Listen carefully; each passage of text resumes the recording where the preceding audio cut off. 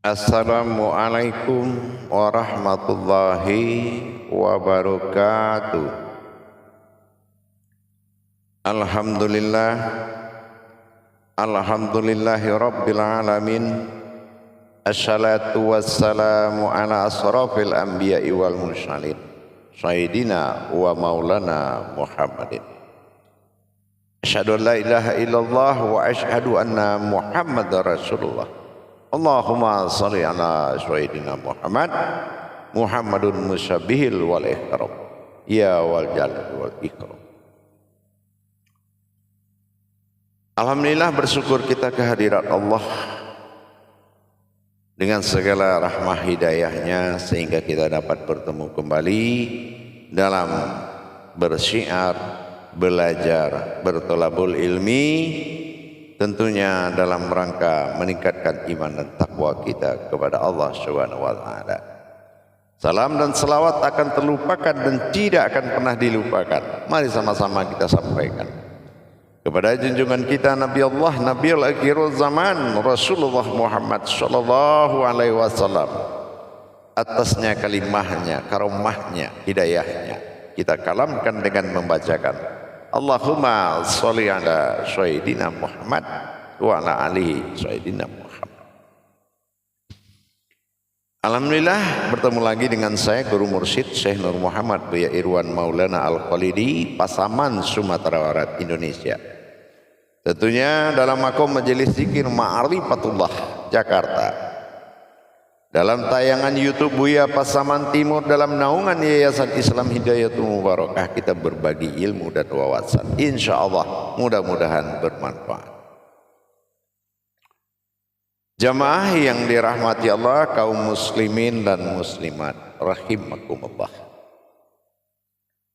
Dalam waktu dan kesempatan ini saya akan berbagi wawasan dan ilmu pengetahuan tentang hakikat rahasia bertuhan. Bertuhan adalah pokok awal daripada diri sebelum adanya rukun yang mengatur.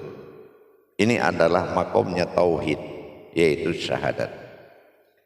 Bertuhan adalah tidak mempertuhan sesuatu dan membesarkan sesuatu yang dianggap Tuhan, karena itu sudah keluar dari marwah diri. Semua kajian Tuhan tidak ada yang mendewakan Tuhan. Semua kajian Tuhan wa fi anfusikum afala tubsirun. Kajian mulai dari diri sampai ke dalam diri. Artinya kaji diri, tadabbur diri. Bertuhan adalah hayyun baqo, sifat yang kekal. Satu detik pun kita tidak mau ketinggalan derajat tanpa Tuhan. Terus bagaimana kita bisa menetapkan ketuhanan? Dari mana kita ambil iman ketuhanan di dalam kehidupan kita? Kalau iman agama, imanudin itu sudah diatur pada ba'da yang tepat, waktu yang sudah ditentukan sebagai bentuk keibadahan kita, sebagai bentuk nilai ibadah adanya umat dan Tuhan. Tapi di dalam hayat Al-Malikul Hakul Mubin menyatakan diri yang hak tadi, diri yang benar, diri yang hak. Mana dikatakan diri yang hak? Diri yang hak adalah diri yang menggerakkan diri. Apa diri yang menggerakkan diri? Sebuah mayat tidak akan bergerak tanpa diri. Disinilah yang dikatakan dua tingkatan jalan bertuhan. Ada tingkatan batin yang dinamakan sholah atau hubungan batin. Yang kedua tingkatan wujud, yang batin itu bisa terlihat. Yang ketiga tingkatan maujud, yang selalu terlihat. Jadi dengan demikian bertuhan dalam hukum kalam 24 jam dalam syahadat. Artinya berangkat kembali kepada sebuah wujud yang berwujud serta terlihat maujud, yaitu sebagai alat alamnya Allah yang akan mengingatkan kepada Allah, sehingga ayan kerajiah berwujud ini menjadi pedoman yang dihalalkan, yang tidak menyerupai dengan sesuatu pun. Dan ayan sabita adalah diri yang halus yang tidak boleh disamakan dengan yang lain. Laksana kita melaksanakan cermin berkaca. Siapa yang di luar kaca, siapa yang di dalam kaca, dan siapa kaca itu? Kenapa dia bisa mempertemukan zahir dan batin? Inilah yang dikatakan hakikat bertuhan. Hakikat bertuhan itu suatu dua gerakan. Ada gerakan yang diatur dalam ibadah, sifatnya syariah, diatur oleh waktu. Tidak mungkin kalau kita selesai sholat dan jalankan hakikat bertuhan, selesai sholat selesai bertuhan. Apakah seperti itu? Tetapi bagaimana yang dikatakan bertuhan yang tidak terhalang oleh detik, waktu dan saat, dengan menetapkan seluruh la maujudun illallah, dengan kita mendirikan wa huwa ma'akum aina ma kuntum dalam intisari ayat Al-Hadid surat 4. Kita lihat surat Al-Hadid ayat 4 itu ternyata jelas menetapkan wujud Allah yang dipandang sebagai maujud adalah hakikat ketuhanan 24 jam. Siapa wujud itulah aku, siapa wujud itu adalah Tuhan, dan siapa yang maujud adalah umat. Ingat, disinilah letak marwah ketuhanan bagi diri. 24 jam terjadi hubungan solahu do'im, hubungan batin dia, batinu. Wujudlah keakuannya pada dirinya, dan wujudlah ketuhanannya pada hayatnya, dan maujudlah keumatannya pada rupa-rupanya. Tiga gerakan dalam satu kodrat harus diimani oleh orang bertuhan. Tapi dalam kita beribadah meliputi gerakan yang sangat banyak. Tetapi bagaimanapun kita menghimpun, kemanapun kita bergerak, hanya satu kodrat. Kita pergi ke pasar, ketemu orang, tidak ada yang sama dengan kita.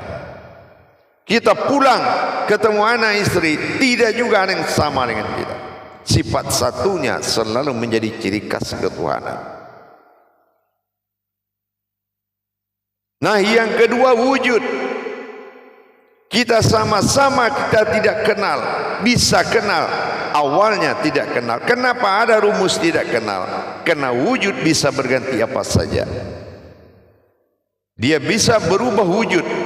Inilah yang dikatakan kodrat, yang dikatakan sifat yang tidak menyerupai. Tetapi maujud mengingatkan kita kepada Tuhan. Sudul kasrah fil wadah, sudul wadatu fil kasrati. Apabila kamu sudah melihat dari diri yang satu, maka kamu akan tahu siapa yang banyak. Diri yang satu, suhudul kasrah fil wadah. Konsep-konsep ketuhanan harus dimiliki oleh orang yang bertaklid kepada agama, yang tawaduk kepada agama, karena agama adalah landasan iman menuju ilmu. Bukan ilmu berlandaskan iman, tetapi iman berlandaskan ilmu. Kita tidak akan bisa mengimani sesuatu tanpa ilmunya. Ini hakikat ketuhanan. Kenapa? Hakikat intisari dari ketuhanan itu adalah ilahinas.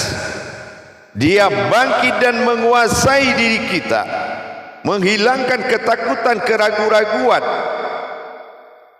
Tetapi kalau dia belum Rabbinas, kita akan selalu di antara keduanya. Ada ragu, ada takut, ada was-was. Disinilah yang menghantui kita. Ditambah lagi tidak adanya turun kebenaran Tuhan di dalam keadaan diri. Tidak tersiarnya tentang Tuhan. Tentang Tuhan itu ada 3 jamaah para hadirin. Tentang Tuhan yang melalui akhbarnya, kebesarannya. Ini amaliyah. Tentang Tuhan terlalu kekuasaannya. Ini tentang ilmu. Dan tentang Tuhan berupa kekuatan. Inilah kodrat. Aras, kekuasaan, kekuatan, dan kebesaran. Jarang sekali kita mendengar saat ini kalau ada yang menceritakan Tuhannya kepada umatnya, kepada sesama, tapi menceritakan kebesaran Tuhan yang dilaksanakan ibadah Allah, berasmakan Allah dalam makom iman, mutar-mutar di iman. Akhirnya apa? Antara Islam dan iman dipilih oleh umat yang gampang, yang mudah, yaitu iman. Apa? Daripada masuk neraka lebih bagus ke masjid, ke solat ke masjid. Daripada berdosa bagus buat pekerjaan yang baik-baik. Daripada bercerai lebih bagus hidup dalam ketekanan batin dan maksiat. Dia pilih iman. Gagal. Kodrat iman adalah Islam. Karena gejolak itu ada pada diri manusia itu sendiri. Iman rukunnya 6, Islam rukunnya 5. 5 kali 6 30. 30 juz hakikat keumatan. An-Nas, penyempurnaan ayat 30 juz. Gejolak inilah yang sedang menggebu-gebu. Datang lagi arahan dari seorang guru mengarahkan mereka masuk surga tanpa Tuhan, kabur dari neraka karena takut api. Ini konsep ketuhanan sudah hilang. Konsep ketuhanan, pandangan ketuhanan. Allah katakan ittaqullah, jangan takut melainkan kepada Allah. Dia takut masuk neraka, dia takut berdosa dan temuannya. La kaufun ilallah, jangan terkejut apabila engkau mengetahui siapa. La kauf, tidak boleh kauf. Ternyata tidak ada ajaran untuk menjalani tauhid ke dalam diri. Sangat sulit kita dapati sekarang. Mengkerucutnya iman kepada ilmu, tauhidin kepada tauhidun itu sesuatu yang sangat susah kita dapati sekarang. Yang ada hanya pengakuan-pengakuan yang dilakukan dengan kajian yang membuat orang memuja manusia melebihi memuja Tuhan. Kita datangi seseorang yang mengaku bisa dan memahami, kita datangi ternyata dia lebih besar dari Tuhan. Kenapa? Karena dia mendapatkan ketuhanan itu, bukan dia kodratnya Tuhan. Ini yang membuat rancunya pencarian ma'rifat kepada jalan-jalan tauhid. Padahal kita sama-sama tahu apapun yang dilakukan sudah ditata oleh Allah dalam tauhid. Asyhadu an la ilaha illallah wa asyhadu anna Muhammadar Rasulullah. Tapi jarang sangat kita memahami, malah jarang sangat kita membatasi malah. Apa yang kita batasi? Kita tidak bisa membedakan bagaimana yang beribadah kepada Allah dengan sholat dan bagaimana beribadah kepada Allah dengan kodrat. Bagaimana beribadah kepada Allah dengan sholat, beribadah, dan bagaimana beribadah kepada Allah dengan kodrat. Karena kodrat sholat tidak akan pernah dibedakan. Tawaf dan miqrat itu sama. Kalau kita paham.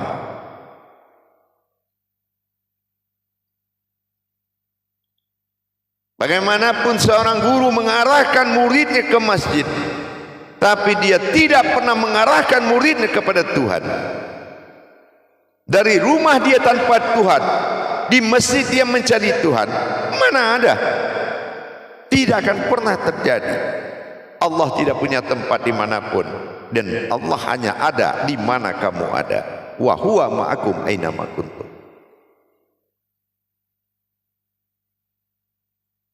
Dengan demikian, para hadirin sekalian, jangan sekali-kali kita melirik dan mencari perbandingan untuk menetapkan ketuhanan pada diri kita. Tidak ada kitab yang menuntunmu bisa menetapkan ketuhananmu kecuali menetapkan keimanan. Tauhid itu puncaknya iman. Angkatlah takbirmu. Bisa enggak kamu membedakan mana Tuhan mana umat? Silakan angkat takbir salatmu. Allahu Akbar, angkat. Dalam waktu 5 detik saja kamu tidak mampu menyaksikan siapa yang menyembah dan disembah, maka gagal perbuatan tajalli, rakaat dan rukunmu. Gagal karena kamu beribadah sahadah solat. Solat itu wajib kena sahadah. Wajibnya kenapa? Karena fardu ain, fardu wajib ain menyaksikan.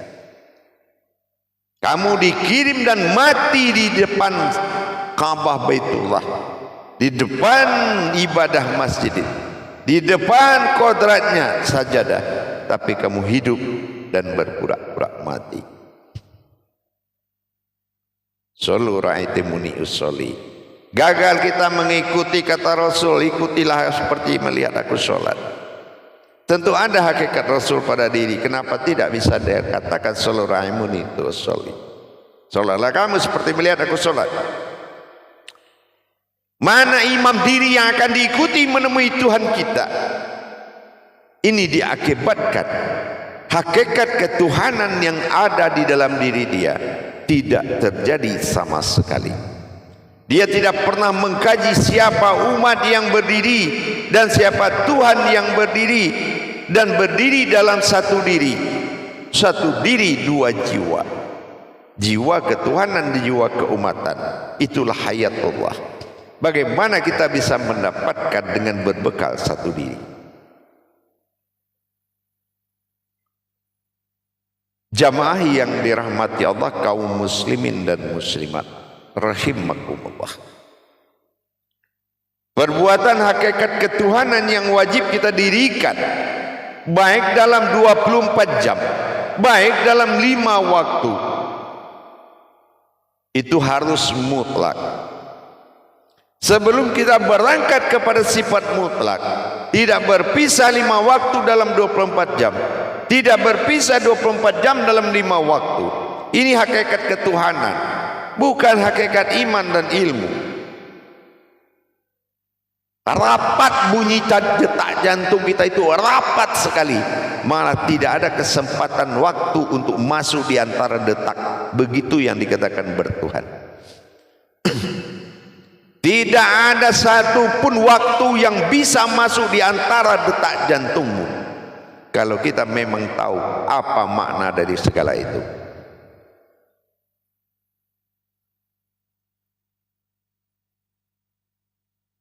Dijadikan kenyataan Tuhan adalah dirimu, tapi kamu mencari Tuhan. Tuhan tidak ada yang hilang. Allah sebutannya.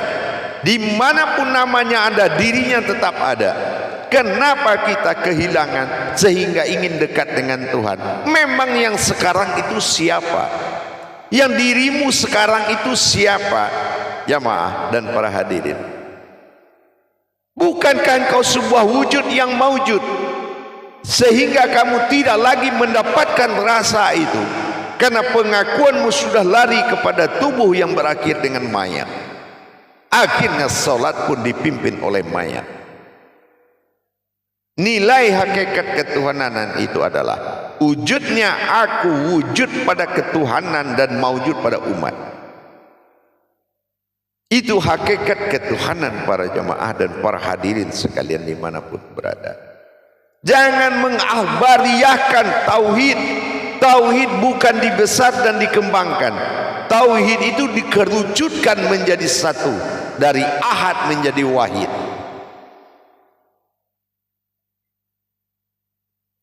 Insya Allah dengan kita sudah mulai menjalankan kodrat-kodrat tauhid kita kepada Allah dengan memperjalankan diri, insya Allah carilah guru yang tepat. Bukan cari guru yang hebat. Jangan kamu cari guru yang hebat para saudaraku semua, tapi carilah guru yang bisa membuat kamu hebat. Carilah guru yang sirna dalam mengajar. La mawjudun illallah. Dia adalah wujud Allah yang berbicara.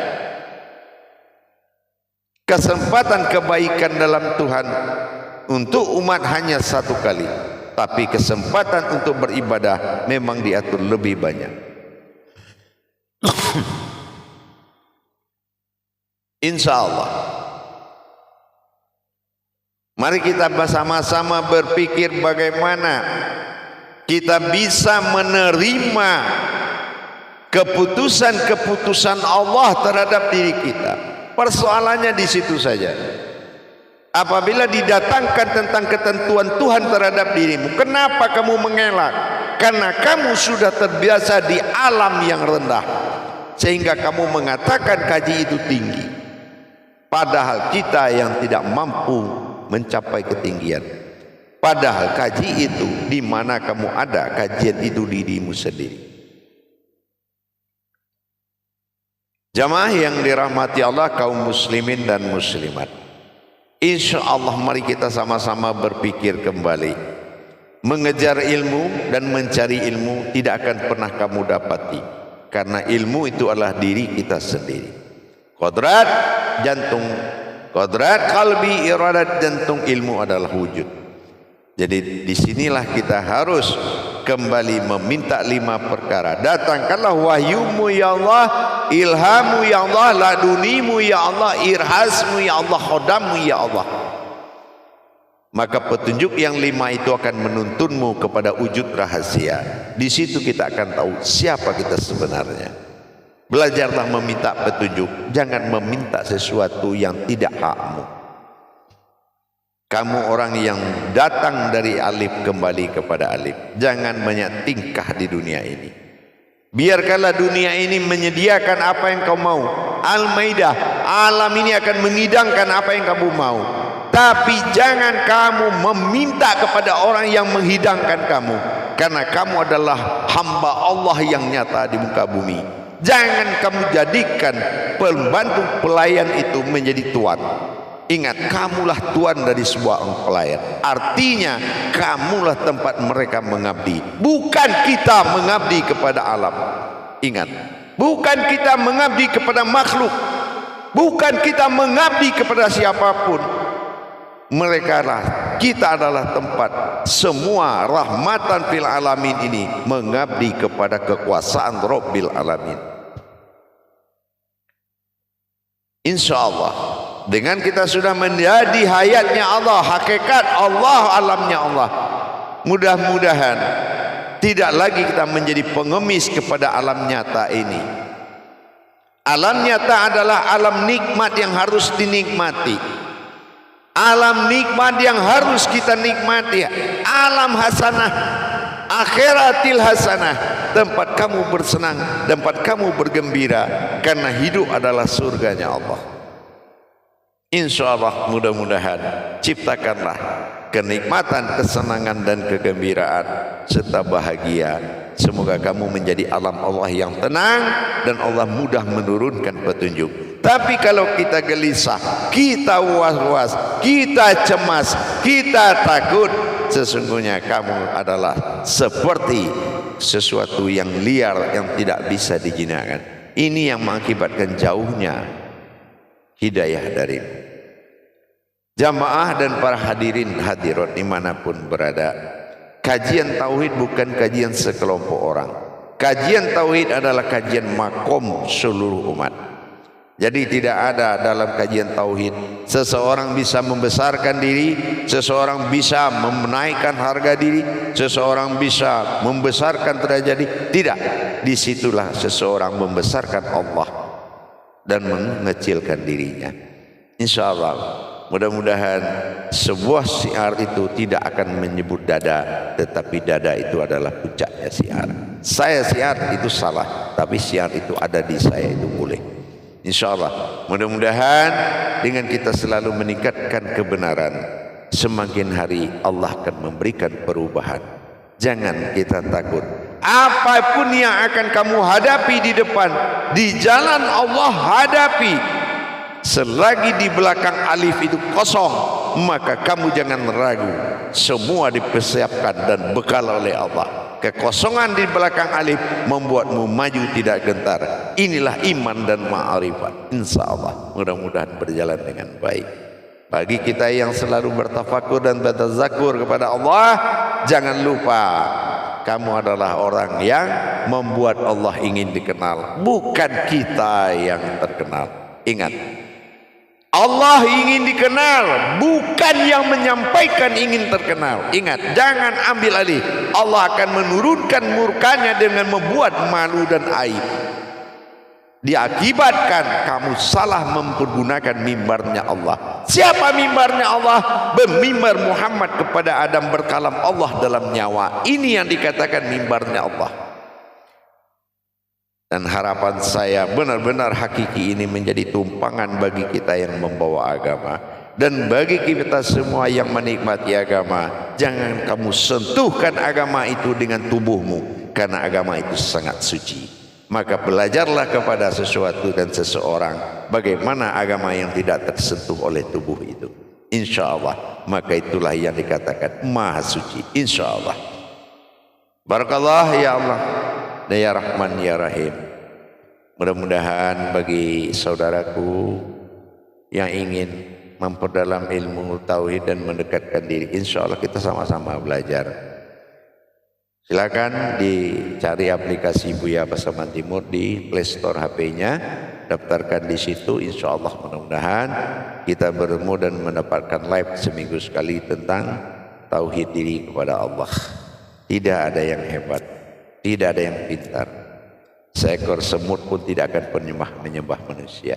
Seekor semut pun tidak akan pernah menyembah manusia. Untuk apa kamu katakan kamu hebat? Kamu tidak. Tidak ada.